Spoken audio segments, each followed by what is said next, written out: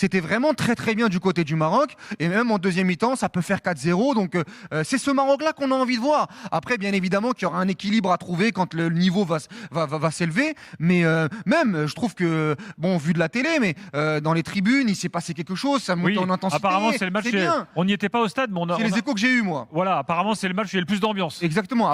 Après la première mi-temps, ils ont aussi emmené le public parce que c'est à eux aussi d'emmener le public sur le terrain. Et ça a été fait. Donc bravo le Maroc. Et moi, je pense que c'est un point de bascule sur le tournoi du Maroc. Si le Maroc gagne la CAN, moi je me souviendrai de ce match contre la Zambie. Elias, si on a des messages sur YouTube, là, on nous dit, oh les gars, calmez-vous, c'est la Zambie en face. Bon, on va pas. Non, mais ils sont géniaux, en fait, ces gens-là. C'est-à-dire qu'en fait, Gilbert, si on dit la Zambie, c'est nul.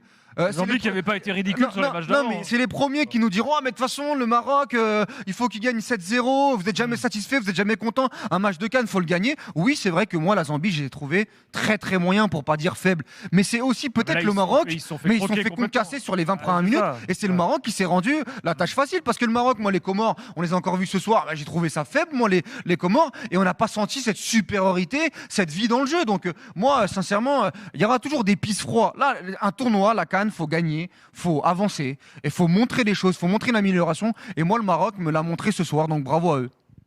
Elias, t'as un truc à ajouter dans l'analyse générale du match? Oui, moi, ce que j'ai totalement validé comme choix, et je pense que ça va être un choix qui doit être reconduit pour les prochains matchs, c'est l'utilisation d'El Azouli.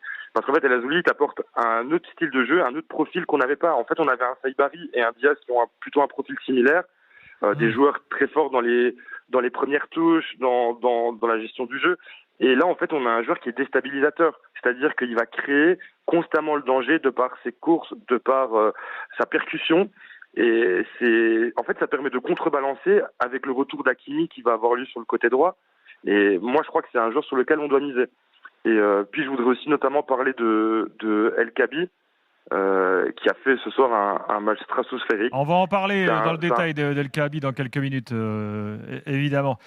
Qui m'a comparé, je ne sais pas vous les gars, hein, mais qui nous a comparé ici Regragui à Didier Deschamps? Beaucoup de supporters. Non, mais je ne veux plus en entendre parler. Pourquoi? Là, avec l'équipe de ce soir, là, 4 jours offensifs, le feu et tout. Arrêtez de me comparer Regragui à Deschamps. Mais après, c'est un scandale. L'ancien Deschamps, alors, parce que le Deschamps, il met quand même des Olysée, des Cherki, des Dembélé, des Doué, des Barcola, des Mbappé. Attends, on a quand même cité beaucoup. Je suis pas sûr qu'ils soient tous en même temps sur le terrain. Parce que c'est vrai que cette offensive, c'est un ressors peu les dur. compos, s'il te plaît. Mais en tout cas, parce que non, mais Gilbert, il aime bien mettre une étiquette à Deschamps et pourtant, moi, je suis pas son plus grand fan. Mais il faut être quand même honnête. Maintenant, pour revenir sur Regragui, oui, mais je pense que Regragui a mûri sur ses choix par rapport à ce qui s'est passé sur les deux premiers matchs. Et c'est bien. Moi, je suis curieux d'entendre les supporters marocains qui sont très critiques envers Regragui depuis le début de la compète, parce qu'ils pensent ce soir. Mais globalement, Regragui, il a écouté les critiques sur les deux premiers matchs. De mettre Abdé à la place de Saibari, c'est ce que les gens demandaient. D'enlever El Yamik, c'est ce que les gens quand même demandaient. D'enlever Amrabat sur le dernier match, c'est ce que les gens demandaient. Sur YouTube, on me dit ce soir, c'est la compo du peuple. Bah oui. Mais globalement, on a passé toute la semaine à dire que ces choix-là devaient être faits et Regragui l'a fait et on a quand même vu une différence. Celui qui me dit que contre les Comores et contre le Mali, dans la cohérence tactique, je sais pas, Hamza, peut-être que je suis fou, hein, peut-être que j'étais en désaccord là-dessus, mais moi je vois une vraie différence et c'est impacté par les choix de Regragui. Maintenant, ça ne veut pas dire que c'est la compo qu'il faut dans tous les matchs de la CAN. C'est là où je voulais en venir. Juste que face à la Zambie, c'est... Non, c'est là où je voulais en venir parce que, encore une fois, on le répète sur le match aujourd'hui qui, ok, l'adversité est faible, le Maroc s'est rendu la tâche facile. Maintenant, c'est un nouveau tournoi qui débute. 8e de finale de Coupe d'Afrique des Nations, c'est un nouveau tournoi qui débute, pas seulement pour le Maroc, mais pour tous les pays participants. Ça veut dire que même le Mali... Tout est remis à zéro. On va en parler tout à l'heure du très faible Mali de ce premier tour. Peut-être que le Mali va nous surprendre et va arriver sur un momentum à partir des 8e de finale dans un autre mindset et proposer un autre... On l'a déjà vu dans différentes CAN. Hein. Bien sûr, rien que la précédente. Maintenant...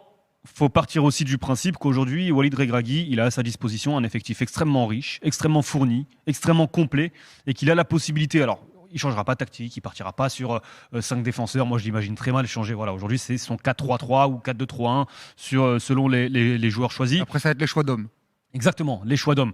Et aujourd'hui, je pense que mine de rien, avant ce 8e de finale, on peut quand même considérer qu'il a 14, 15, 16 joueurs titulaires qui, selon l'adversité, selon le style de jeu qu'il veut mettre en place, sont aujourd'hui aptes et prêts à débuter.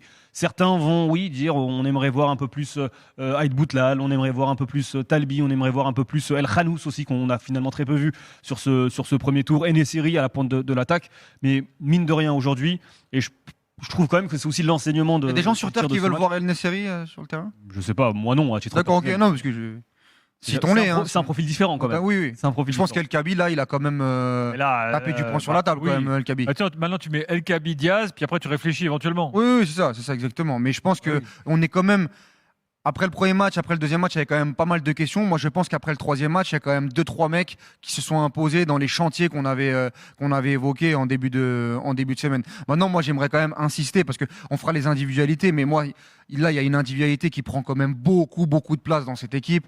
C'est Brahim Diaz. Parce que moi, je trouve qu'on n'en parle pas assez. Moi, je le dis, je l'attendais au tournant dans cette CAN. Parce que les derniers matchs avec le Maroc, c'était pas dingue. Je trouvais qu'il se cachait. Avec le Real Madrid, la même chose. Ses rentrées étaient vraiment soporifiques.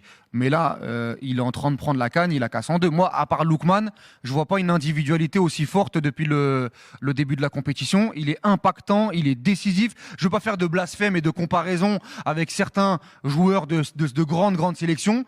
Mais j'ai l'impression, avec son numéro 10, là, il est virevoltant, il fait les différences, c'est percutant, il gratte des fautes, il est décisif, il emmène le public. Moi, je suis complètement fan de ce qu'il est en train de réaliser. Alors, bien évidemment, comme Hamza vient de le dire, la deuxième partie de compétition, il va être aussi attendu. Mais pour l'instant, il est totalement parfait, Brahim Diaz. Sincèrement, je ne sais pas si on se rend compte de la pression qu'il y a autour de lui, j'allais dire de son transfert, de son arrivée au Maroc, tout ce que ça avait généré, Ziyech qui avait été un peu pas mis de côté, mais en tout cas qui avait un peu moins d'influence.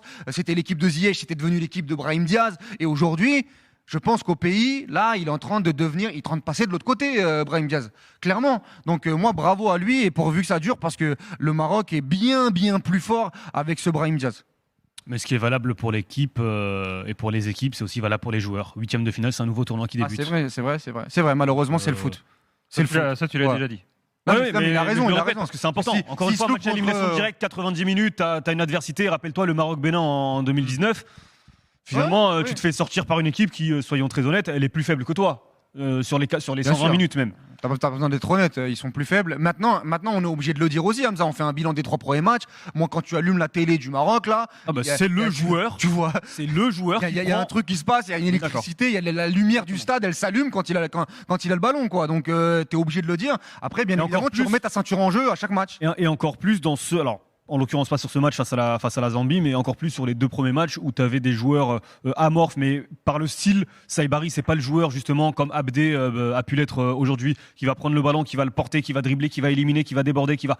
Et c'est vrai que Brahim, je le disais il y a quelques jours sur l'une des émissions, lui qui est avant tout un joueur créatif, il a un peu endossé ce costume aussi de joueur déséquilibrant parce que c'était un peu le seul en capacité de le faire dans le 11 de départ marocain.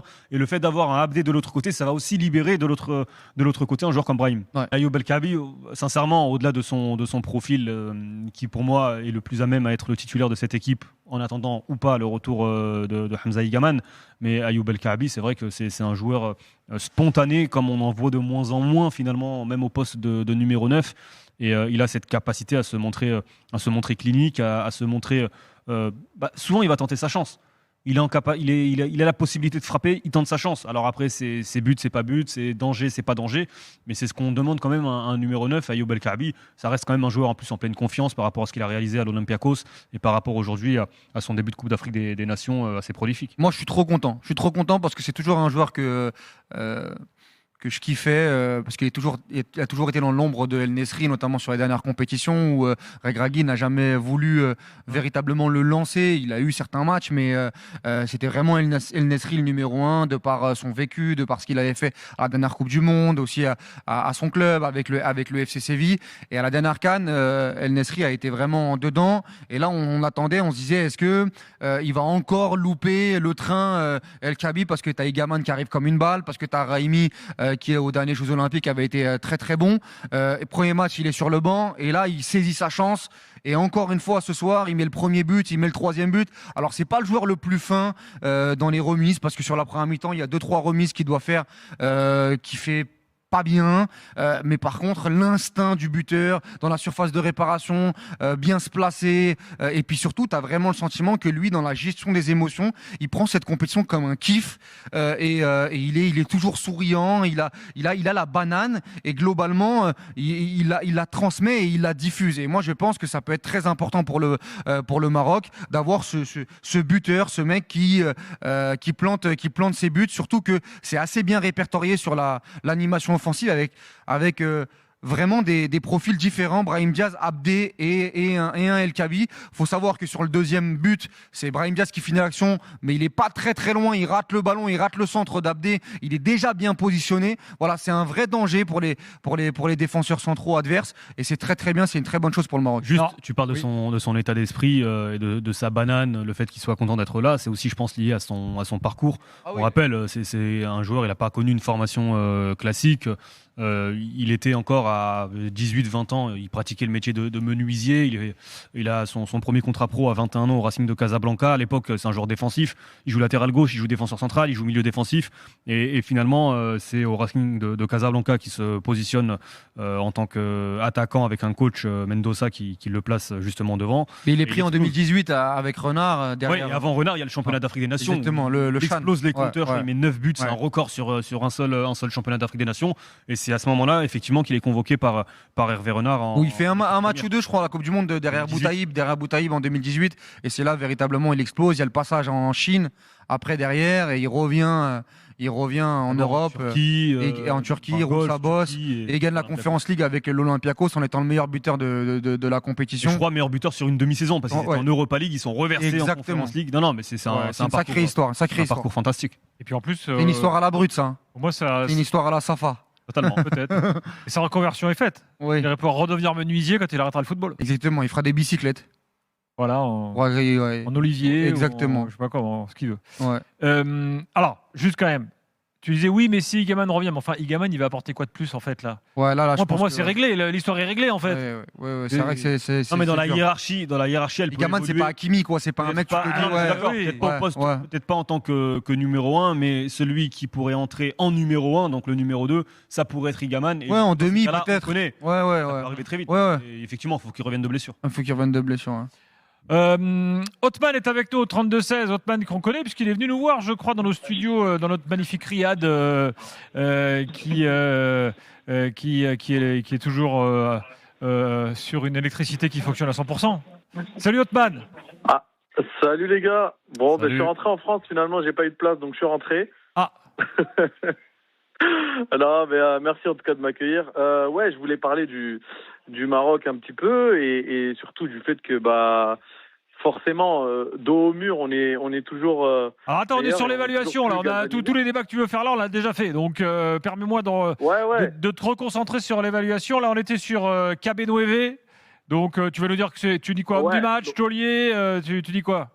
Non, sur El Kaabi, moi après j'ai bien aimé, mais je m'enflammerai pas. Je trouve que c'est un très très bon joueur et il est capable aussi de rentrer en tant que joker. Mais derrière, je pourrais faire aussi confiance à un gars comme Igaman. Après, je suis très content de sa prestation. Comme les gars l'ont dit, il respire en fait la joie de jouer. Il a toujours envie d'attaquer le ballon. Donc sa tête au milieu des trois joueurs, elle veut tout dire. C'est un petit peu la caractéristique du joueur et c'est ce qu'il a. La détermination. Le mec, il a la dalle. La tête au milieu des trois joueurs, tu te demandes ce que foutent les Zambiens aussi sur cette action-là. Bon après voilà, je vais pas trop évaluer la prestation des Zambiens, mais c'est vrai que là sur la défense. Attends, alors, on a parlé de Kaabi, parfait. On a parlé de Brahim Diaz, taulier, incontestable. Est-ce qu'il y a un autre joueur dont tu veux parler, Othman? Moi, en évaluation négative ou positive? Positive, comme tu veux. La négative, je veux pas trop qui on va mettre en négative ce soir. Moi les gars, ce soir c'est Barry, je suis désolé, mais il a rien à faire sur le terrain. Ouais, très décevant ça, Barry. Ouais, franchement, il a rien à faire sur le terrain. Et pourtant, je suis un grand fan.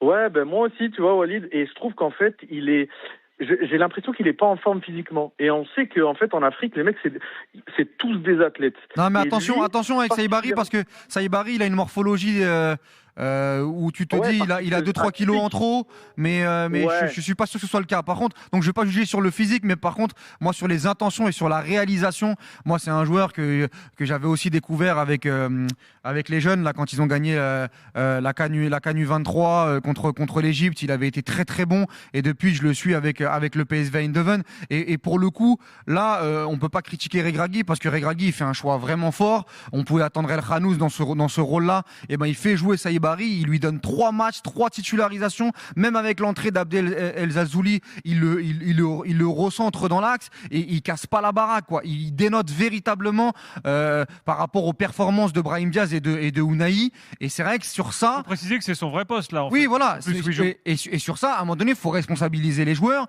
Et moi, je suis d'accord avec toi. Je suis très très déçu de ses performances. On le voit très très peu. Quand on le voit, il porte trop le ballon. Et c'est franchement, c'est ma déception moi du Maroc depuis le début de la CAN. Ça, c'est surtout que Regragui, tu parles de responsabilité. 3 titularisations en sélection pour beaucoup Saïbari. 3 quand même, Hamza. Je pense que c'est inédit pour lui en carrière internationale. En fait, à chaque rassemblement, quand tu as 2 matchs, il en débute un et il entre souvent parmi les premiers, mais il entre souvent en jeu sur le deuxième ou inversement. Et là, de le voir 3 fois titulaire sur ce début de compétition et 3 fois pas forcément, même si les 2 premières fois c'était sur le côté gauche, mais aujourd'hui c'est vrai que j'en attendais aussi beaucoup dans une position plus axiale. Et c'est aussi l'interrogation sur le 8e de finale. Si en deuxième partie de compétition il sort, c'est tout à fait logique.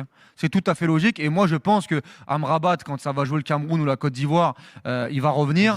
Et El Ainaoui va prendre la place de Saïbari, qui fait un très bon début de compétition. Amrabat, on le revoit dès le 8e. Pas dès le 8e, moi. Peu importe l'adversité. Moi, dès le 8e, il est là. Je pense qu'il revient dans les 8e, mais moi, j'aimerais qu'il revienne en quart. Ouais. Mais après, sur les belles performances, que là, on a parlé de négatifs, moi, c'est Ounahi, qui, même s'il a eu un peu de déchets, moi, je trouve que... plus qu'El Ainaoui.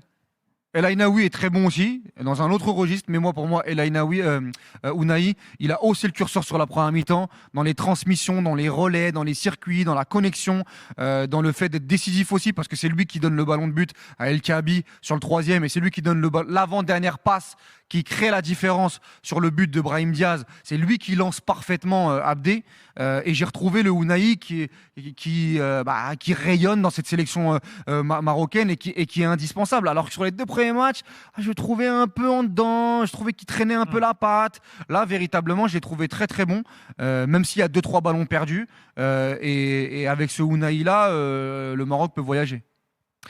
Bon, faisons un peu le point sur ceux qui ont joué les 3 matchs. Parce que ça peut nous donner aussi des indications. Bon, le gardien Bono évidemment, Aguerd incontournable, Mazraoui n'est jamais sorti de l'équipe en fait. Oui. Donc voilà. El Ainaoui non plus. Oui, El Ainaoui qui fait aussi un très bon début de compétition.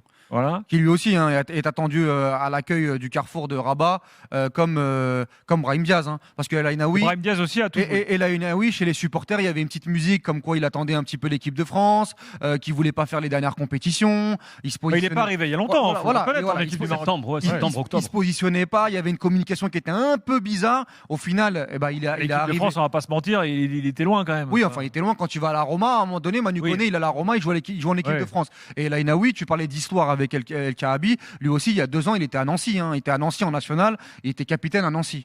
Et sa trajectoire, elle est dingue. Et donc, il y avait cette petite musique-là. Bon, depuis qu'il est arrivé en sélection, il a mis tout le monde d'accord. Et là, clairement, c'est une alternative pour interchanger avec Amrabat point de basse, et c'est une vraie solution plus haut sur le terrain quand il va falloir batailler contre Carlos Baleba, contre Kessié, contre ces mecs-là. Je pense qu'El Ainaoui va être une vraie arme pour le Maroc. Je te rejoins sur ce point-là. Je pense qu'aujourd'hui, sur les 7-8 titulaires indiscutables aujourd'hui en sélection, El Ainaoui, c'est le numéro 3 ou 4 que tu coches quand t'es Regragui. Voilà pour le Maroc, je remercie Othman au 32-16, on a tout dit les gars, on attend maintenant l'adversaire. Exactement. Alors le calendrier fait que le Maroc rejoue dans 6 jours, donc là ils ont de quoi se reposer tranquille. Samedi ? Peut-être se faire une petite... Samedi ou dimanche 17h, le match du Maroc. Et ce sera face au 3e du groupe C ou du groupe E. Donc Hamza ? Donc Hamza, il va te dire dans quelques instants, Hamza, il te dit que c'est soit le Burkina Faso, soit le Soudan si on prend 3e du groupe E. Et Hamza, il te dit également que ce sera soit la Tunisie, soit la Tanzanie, soit l'Ouganda dans le groupe C.